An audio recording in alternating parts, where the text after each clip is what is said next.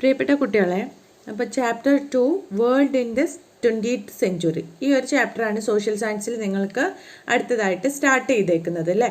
അപ്പം നിങ്ങൾക്ക് എല്ലാവർക്കും അറിയാം, വിക്ടേഴ്സ് ക്ലാസ്സിൽ നിങ്ങൾക്ക് ഓൾറെഡി മലയാളത്തിലാണ് ക്ലാസ്സുകൾ എടുക്കുന്നത്. അപ്പോൾ ഇംഗ്ലീഷ് മീഡിയംകാർക്ക് കുറച്ച് ബുദ്ധിമുട്ടായിരിക്കും എന്നുള്ളത് അറിയാം. ഒരുപാട് പേര് മെസ്സേജ് ചെയ്തിരുന്നു. അതുകൊണ്ടാണ് നമ്മൾ ഈ ഒരു സോഷ്യൽ സയൻസ് ക്ലാസ് നിങ്ങൾക്ക് ജസ്റ്റ് പറഞ്ഞു തരുന്നത് കേട്ടോ. സോറി, സൗണ്ട് കുറച്ച് ബുദ്ധിമുട്ടുണ്ട്. അതോടൊപ്പം ഇവിടെ നല്ല മഴയുണ്ട് കേട്ടോ. അപ്പം നമുക്ക് നോക്കാം. World in the 20th century, അതായത് 20ാം നൂറ്റാണ്ടിലെ നമ്മുടെ ലോകത്തെക്കുറിച്ചാണ് നമ്മൾ പഠിക്കാൻ പോകുന്നത് കേട്ടോ. അപ്പോൾ ഇവിടെ ഫസ്റ്റ് തന്നെ നിങ്ങൾക്കൊരു ആഫ്രിക്കേൻ്റെ 1940 ആഫ്രിക്കയുടെ ഒരു ഭൂപടമാണ് തന്നിരിക്കുന്നത്. അപ്പോൾ ഇതിൽ ജസ്റ്റ് ഒന്ന് മനസ്സിലാക്കി വെക്കുക എന്തൊക്കെയാണ്, ഏതൊക്കെ രാജ്യങ്ങൾ ഈ ആഫ്രിക്കയിൽ എന്തൊക്കെയാണ് ഉള്ളത്, അൾജീരിയ, അങ്ങനത്തെ കാര്യങ്ങളൊക്കെ കേട്ടോ. അപ്പോൾ ഈ ഒരു ഇത് നിങ്ങൾ മനസ്സിലാക്കി വെക്കുക. ആഫ്രിക്ക 1940 നിങ്ങൾ ലിബിയ കാണുന്നുണ്ട്, Egypt, Anglo Egyptian, Sudan, Belgium, Congo, Nigeria, അങ്ങനെ ഒരുപാട് സ്ഥലങ്ങൾ ഇതിൽ കാണിക്കുന്നുണ്ട് കേട്ടോ.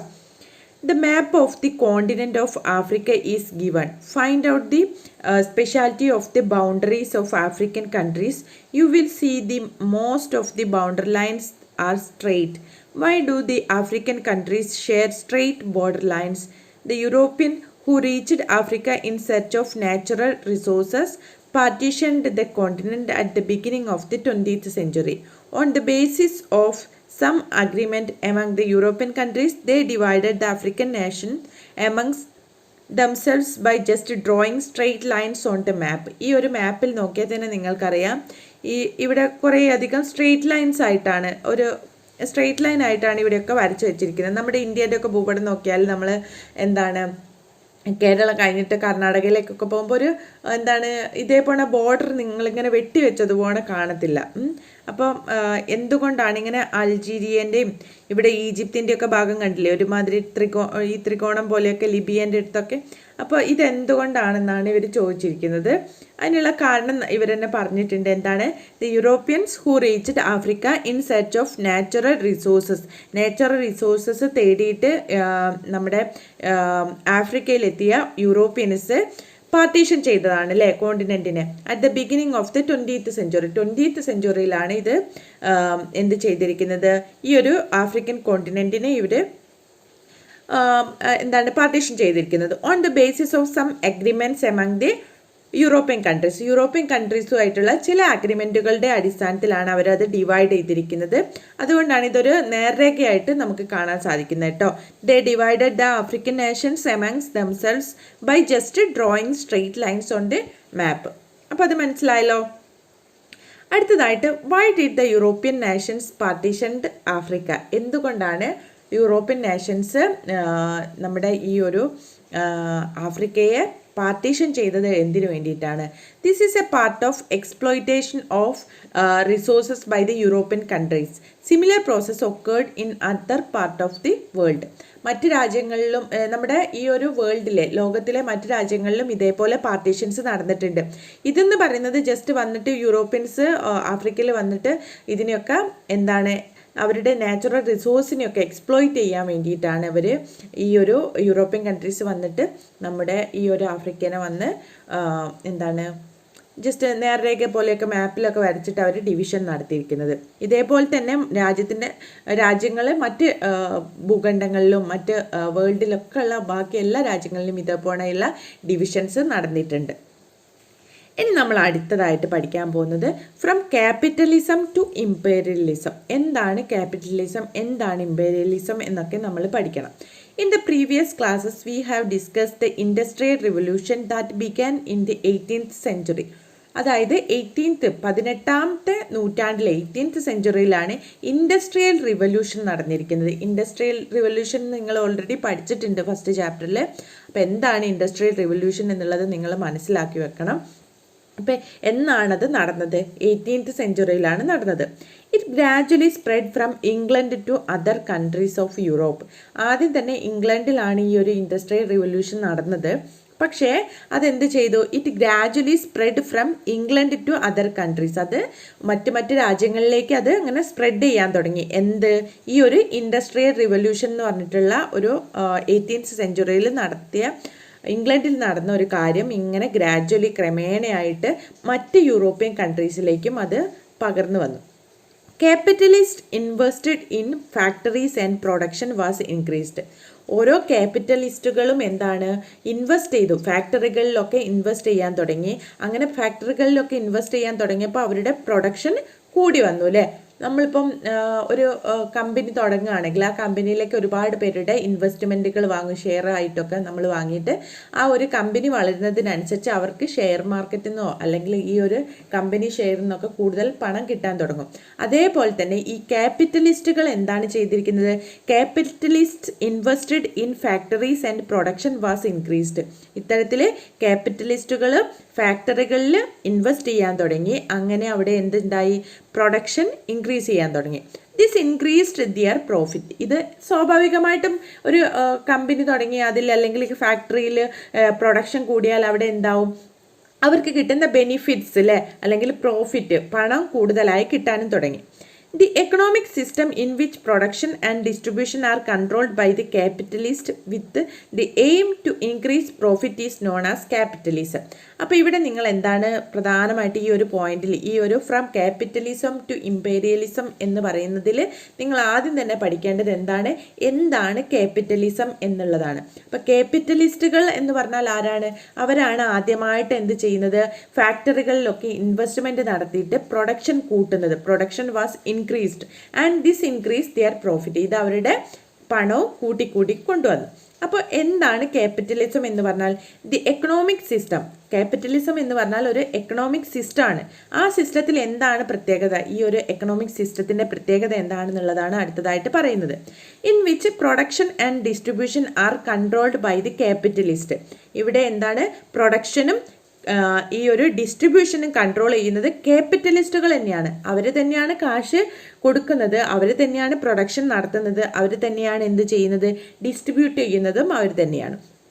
Production and distribution are controlled by the capitalist with the aim to increase profit. അവരുടെ ഒരേ ഒരു ലക്ഷ്യം എന്ന് പറഞ്ഞാൽ, ഈ ക്യാപിറ്റലിസ്റ്റുകളുടെ ഒരേ ഒരു ലക്ഷ്യം എന്ന് പറഞ്ഞാൽ to increase the profit, with the aim to increase the profit. മനസ്സിലായല്ലോ.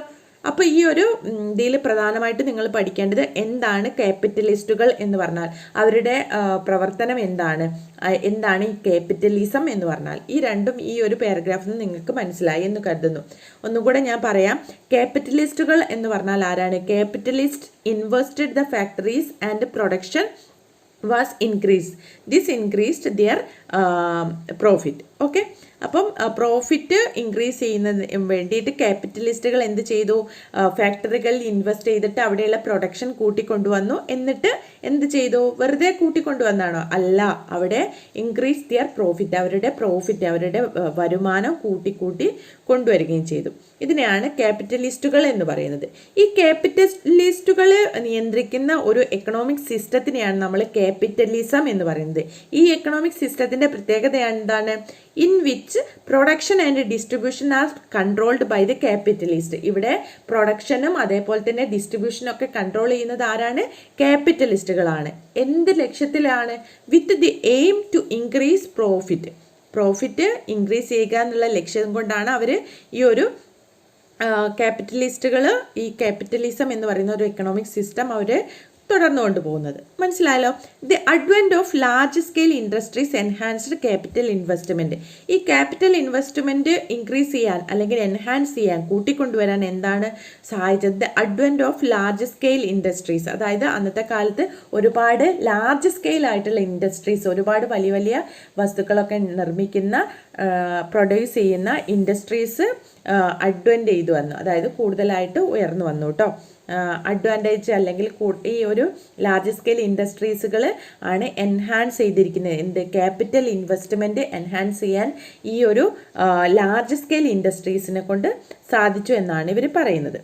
ഓക്കെ, അടുത്തതായിട്ട് many nations produced more than they needed and more than they could accommodate in their domestic market.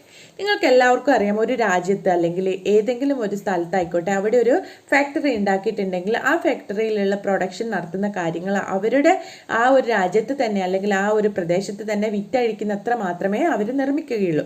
പക്ഷേ ഇവിടെ എന്താണ്, many nations produced more than they needed. അവർക്ക് ആവശ്യമുള്ളതിൽ കൂടുതൽ ഓരോ രാജ്യക്കാരും നിർമ്മിക്കാൻ തുടങ്ങി. And more than they could accommodate in their domestic market. അവരുടെ സ്വന്തമായിട്ടുള്ള മാർക്കറ്റുകളിലൊക്കെ അവർക്ക് അക്കോമഡേറ്റ് ചെയ്യാൻ, അവർക്ക് വിൽപ്പനയ്ക്ക് വെക്കാൻ ഉള്ളതിലും കൂടുതൽ എന്താണ് അവർ പ്രൊഡക്ഷൻ നടത്തി. The search for markets by the industrialised countries in Europe lead to competition among them. അപ്പോൾ ഇത്രയും കാര്യങ്ങൾ പ്രൊഡ്യൂസ് ചെയ്യുമ്പോൾ, ഓരോ ഫാക്ടറിയിൽ നിന്നും ഒരുപാട് കാര്യങ്ങൾ അവർ പ്രൊഡ്യൂസ് ചെയ്യുമ്പോൾ, പ്രൊഡക്ഷൻ കൂടുമ്പം അവരുടെ നാട്ടിലുള്ള മാർക്കറ്റുകളിലൊന്നും അത് വിൽപ്പനയ്ക്ക് വെക്കാൻ പറ്റാത്ത അവസ്ഥയായി. അപ്പോൾ ഇത് മറ്റ് രാജ്യങ്ങളിൽ കൊണ്ടുപോയിട്ട് വിൽക്കുക എന്നുള്ള ലക്ഷ്യത്തോട് കൂടിയിട്ട് എല്ലാ യൂറോപ്യൻ കൺട്രീസും തമ്മിൽ എന്തുണ്ടായി, ഒരു കോമ്പറ്റീഷൻ ഉണ്ടായി. അവർ തമ്മിൽ, അവരുടെ ഇൻഡസ്ട്രിയൽസ് തമ്മിൽ ഒരു മത്സരം തന്നെ ഉണ്ടായി. ഇതാണ്, ഇത്തരത്തിലുള്ള കാര്യങ്ങളാണ് പൊതുവെ എന്താണ്, ഒരു മത്സരം ഉണ്ടായാൽ അത് പതിയെ ഒരു യുദ്ധമായി മാറാൻ സാധ്യതയുണ്ട്. മനസ്സിലായല്ലോ. The Europeans had already established trade relationship with Asian, African and Latin American Nations. അപ്പോൾ യൂറോപ്യക്കാർ എന്താണ്, ഓൾറെഡി അവരെന്ത് ചെയ്തിട്ടുണ്ട്, ഓൾറെഡി എസ്റ്റാബ്ലിഷ്ഡ് ട്രേഡ് റിലേഷൻഷിപ്പ്, വ്യാപാര ബന്ധം ഉണ്ടാക്കിയിട്ടുണ്ട്. ആരൊക്കെയായിട്ട്, ഏഷ്യക്കാരായിട്ട്, ആഫ്രിക്കക്കാരായിട്ടും ലാറ്റിൻ അമേരിക്കൻ നേഷൻസ് ഒക്കെ ആയിട്ടും അവരെന്ത് ചെയ്തിട്ടുണ്ട്, യൂറോപ്യൻസ് ഓൾറെഡി ഒരു റിലേഷൻഷിപ്പ്, ട്രേഡ് റിലേഷൻഷിപ്പ് ഉണ്ടാക്കി വെച്ചിട്ടുണ്ട്. Using political power and military forces the European countries economically exploited these nations. Political power, രാഷ്ട്രീയപരമായിട്ടുള്ള പവറും അതേപോലെ തന്നെ മിലിറ്ററി ഫോഴ്സ് ഒക്കെ ഉപയോഗിച്ചിട്ട് ഏഷ്യ, ആഫ്രിക്ക, ലാറ്റിൻ അമേരിക്ക പോലെയുള്ള രാജ്യങ്ങളിൽ യൂറോപ്പുകാർ പോയിട്ട് അവർ നിർമ്മിച്ച സാധനങ്ങളും വസ്തുവകകളൊക്കെ കൊണ്ടുപോയിട്ട് വിൽപ്പനയ്ക്ക്, ട്രേഡിങ് നിർബന്ധിതമായിട്ട് അവരെ കൊണ്ട് വാങ്ങിപ്പിക്കുന്ന രീതിയിൽ ഈ ഒരു മിലിറ്ററി ഫോഴ്സും അതേപോലെ തന്നെ പൊളിറ്റിക്കൽ പവറൊക്കെ ഉപയോഗിച്ചിട്ട് European countries economically exploited these Nations. നമ്മുടെ രാജ്യത്തെ പോലെ ഏഷ്യക്കാരെയും ആഫ്രിക്കക്കാരെയും ലാറ്റിൻ അമേരിക്കക്കാരെയും ഒക്കെ എക്കണോമിക്കലി ആയിട്ട് അവർ സാമ്പത്തികപരമായിട്ട് തന്നെ എക്സ്പ്ലോയിറ്റ് ചെയ്യാൻ ശ്രമിച്ചു. Later they become the colonies of European countries. വൈകാതെ തന്നെ എന്ത് സംഭവിച്ചു, ഈ ഒരു ഏഷ്യ, ആഫ്രിക്ക, ലാറ്റിൻ അമേരിക്ക പോലെയുള്ള രാജ്യങ്ങളിലെല്ലാം ഈ യൂറോപ്യൻ ആൾക്കാരുടെ എന്തായി മാറി, കോളനീസായി മാറി. ഈ പ്രോസസ്സിനെയാണ് നമ്മൾ കോളനൈസേഷൻ എന്ന് പറയുന്നത്. നിങ്ങൾ ഓൾറെഡി പഠിച്ചിട്ടുണ്ട് കോളനൈസേഷൻ എന്ന് പറഞ്ഞാൽ എന്താണെന്നുള്ളത്. കോളനൈസേഷൻ എന്ന് പറഞ്ഞാൽ എന്താണ്, Europeans already produced so much of industrial things, അല്ലേ, productions that they cannot accommodate in their domestic market, so that they already established trade relationship with the Asian, African and Latin American nations. Using political power and military forces, the European countries economically exploited these nations. Later they become the colonies of European countries. This process is called colonisation. അപ്പോൾ colonisation എന്ന് പറഞ്ഞാൽ എന്താണ്, already യൂറോപ്യക്കാർ കൂടുതൽ ഇൻഡസ്ട്രിയിൽ നിന്ന് ഒരുപാടധികം വസ്തുക്കൾ ഉണ്ടാക്കിയിട്ട് അത് വിൽപ്പനയ്ക്കുള്ള മറ്റ് രാജ്യങ്ങളിലൊക്കെ അടിച്ചേൽപ്പിക്കും. എങ്ങനെ, മിലിറ്ററി പവർ ഉപയോഗിച്ചും പൊളിറ്റിക്കൽ പവർ ഉപയോഗിച്ചൊക്കെ അവരുടെ എക്കണോമിക്കൽ ഗ്രോത്തിനെ തളർത്തിയിട്ട് അവരിൽ നിന്ന് കൂടുതൽ കാശ് ഈ യൂറോപ്യക്കാർ തിരിച്ചെടുക്കുന്ന രീതിയിൽ അവരെ ഒരു കോളനി, അടിമകളാക്കി മാറ്റുന്ന പ്രക്രിയയാണ് കോളനൈസേഷൻ എന്ന് പറയുന്നത്. അപ്പോൾ ഇതിൽ നിന്ന്, ഈ ഒരു പാരഗ്രാഫിൽ നിന്ന് തന്നെ നിങ്ങൾ ഫ്രം ക്യാപിറ്റലിസം ടു ഇമ്പീരിയലിസത്തിൽ നിങ്ങൾ എന്തൊക്കെ പഠിച്ചു, എന്താണ് ക്യാപിറ്റലിസ്റ്റുകൾ നടത്തുന്നത് എന്ന് പറയുന്നത് ആരെ കൊണ്ടാണ്, ഈ ക്യാപിറ്റലിസ്റ്റുകൾ പ്രൊഡ്യൂസ് ചെയ്തിരിക്കുന്ന ക്യാപിറ്റലിസം എന്ന് പറയുന്ന എക്കണോമിക് സിസ്റ്റത്തിൻ്റെ പ്രത്യേകത എന്താണെന്ന് നിങ്ങൾ പഠിച്ചു. അതേപോലെ തന്നെ എങ്ങനെയാണ് ഒരു കോളനൈസേഷൻ എന്ന് പറഞ്ഞ ഒരു പ്രോസസ്സ് ഉണ്ടായി വരുന്നത് എന്നുള്ളത് നിങ്ങൾ ഇതിൽ നിന്ന് പഠിച്ചു. അപ്പോൾ ഇത്രയും കാര്യങ്ങൾ നിങ്ങൾക്ക് മനസ്സിലായെന്ന് കരുതുന്നു. ഹിസ്റ്ററി പഠിക്കാൻ വളരെയധികം ഈസിയാണ്. നിങ്ങൾ എന്ത് ചെയ്യണം, എപ്പോഴും ഇതൊരു കഥ പോലെ നിങ്ങളുടെ മനസ്സിൽ ഇങ്ങനെ കഥ പോലെ ആയിരിക്കണം, വെറുതെ ഇങ്ങനെ കാണാതെ പഠിക്കരുത്. ഓക്കെ, അപ്പോൾ നമുക്ക് ഇവിടെ ഒരു ക്വസ്റ്റ്യൻ നമ്പർ 1 ആയിട്ട് കൊടുത്തിരിക്കുന്നുണ്ട്. How did industrial revolution causes colonisation, prepare a flow chart and explain എന്ന് പറഞ്ഞിട്ടുണ്ട്. അപ്പോൾ ഫ്ലോ ചാർട്ട് ഉണ്ടാക്കാൻ എല്ലാവർക്കും അറിയാം, അതിൻ്റെ ഓർഡർ ഞാൻ പറഞ്ഞു തരാം. ഫസ്റ്റ് തന്നെ ഒരു സ്ക്വയർ വരച്ചിട്ട് അതിൽ ക്യാപിറ്റലിസം എന്ന് എഴുതുക, എന്നിട്ട് താഴോട്ട് ആരോ ചെയ്യുക, എന്നിട്ട് മോർ പ്രൊഡക്ഷൻ. ക്യാപിറ്റലിസം വരുമ്പോൾ എന്താണ്, അവിടെ മോർ പ്രൊഡക്ഷൻ ഉണ്ടാവും. അപ്പോൾ നെക്സ്റ്റ് ഫ്ലോ ചാർട്ടിൻ്റെ ഇത് എന്ന് പറയുന്നത് ഫ്യൂഡലിസം ആണ്. അടുത്തത് ട്രേഡ് യൂണിയൻസ് ആണ്. പിന്നീട് ഇൻക്രീസസ് ഇൻ വേജസ് ആണ്. Expensive production, capital export, colonisation, imperialism. ഇതാണ് ഫസ്റ്റിലത്തെ ക്വസ്റ്റ്യൻ്റെ ആൻസർ കേട്ടോ. അപ്പോൾ ഇത്രയും കാര്യങ്ങളാണ് നമ്മൾ ഇന്ന് ഈ ഒരു ചാപ്റ്ററിൽ പറഞ്ഞിരിക്കുന്നത്. ബാക്കി കാര്യങ്ങൾ നിങ്ങൾക്ക് ഇങ്ങനെ ക്ലാസ് എടുക്കുന്നത് നിങ്ങൾക്ക് ഹെൽപ്ഫുൾ ആവുന്നുണ്ടെങ്കിൽ താഴെ കമൻറ്റ് ചെയ്യട്ടോ. നമുക്ക് ബാക്കി കാര്യങ്ങൾ ഞാൻ നെക്സ്റ്റ് ഡേ ഞാൻ ഇതിൽ സമയം കിട്ടുമ്പോൾ ഒക്കെ അപ്ലോഡ് ചെയ്ത് തരാം. Okay, thank you.